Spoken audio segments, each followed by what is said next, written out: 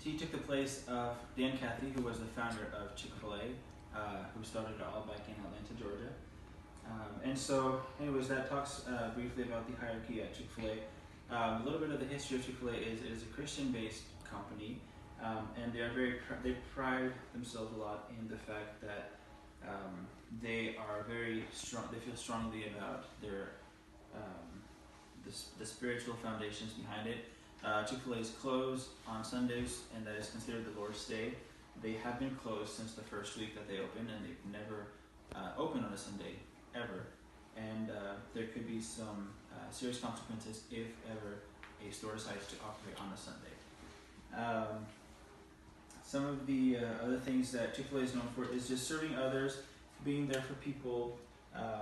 We are a people business, so Chick-fil-A is no longer in the business for chicken. One thing that Troy Cathy once said is, I'm no longer in the chicken business, I'm in the people business. The money, the sales, all of that is just a byproduct. I get that because I work so hard in meeting people and serving others and giving, and I get money in return, and that's just, I get that, but it's not what I want. I want to expand as far out as I can, because the more I grow, the more people I get to serve, and the more people I get to impact. And those were words by Troy Cathy. One thing that is currently a big quote right now in Chick-fil-A that has recently rolled out is, where good meets gracious. We say where, because wherever we are, we want to make a positive influence, whether we're inside the restaurant or outside the restaurant. And then we have good. We want to be good people. We want to be a good business. We want to serve. We want to be a good community, serve good food. We want to always be good. Meets because we meet people day in and day out. From the opening of the store to the closing of the store, that's what we do. We meet people, and we always want to have a positive influence on others.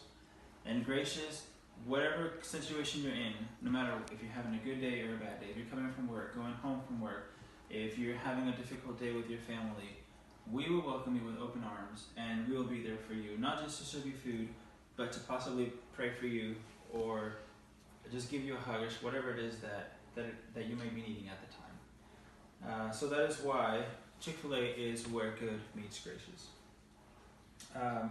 It is known for being the home of the original chicken sandwich. They say that Chick-fil-A did not invent the chicken, just the chicken sandwich.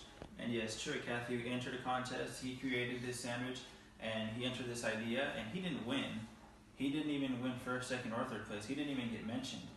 But looking back, we look back at all those other businesses who won first, second, and third place, and where are they now? So my thought is, I think Troy Cathy, you won first place. And I think he won beyond first place. And the corporate purpose is to glorify God by being a faithful steward of all that is entrusted to us, and to make a positive influence on all who come in contact with Chick-fil-A. That is the corporate purpose, and that is what ultimately we want to do. It doesn't talk about sales, it doesn't talk about money, just to glorify God and to serve others. That is the ultimate goal at Chick-fil-A. Just a quick examples of upward communication is, one of the team members suggested that we roll out something new, mac and cheese. And that slowly made its way up through the chain, all the way up to corporate, and it is currently being tested out now. Chick-fil-A rolled out some mac and cheese and is being tested in certain markets for business, including the Houston area. Some downward communication example is Chick-fil-A has decided to roll out the Chick-fil-A One app, which is a fantastic app. Download it now if you all do not have it. It started up in corporate, and then it slowly made its way down to team members to train our guests on how to use the app. And then horizontal communication is, for example, in the drive-thru, they have radios outside, people taking orders, and then there's radios inside, and that's where they communicate any special requests that a guest may have. Anything that needs to be changed, that's just communication that happens amongst people on the same level.